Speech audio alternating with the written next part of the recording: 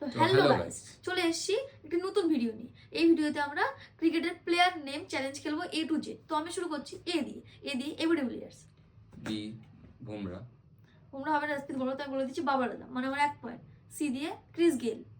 D Dhoni. D দিয়ে ধোনি হবে না, কারণ MSD ধোনি। তো ডি দিয়ে ডেভিড মিলার, আমার 2 পয়েন্ট। ডি, তারপরে ই দিয়ে হচ্ছে হবে আমি পারবো না। এফ।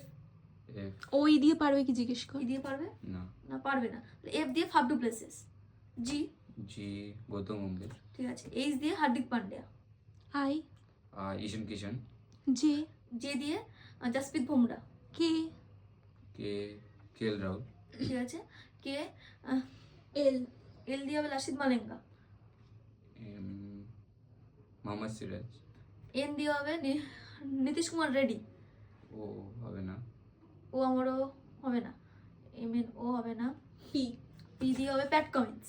কিউ হবে না। কিউ দিয়ে হবে কুইন্টন ডিকক, মানে আমার 3 পয়েন্ট।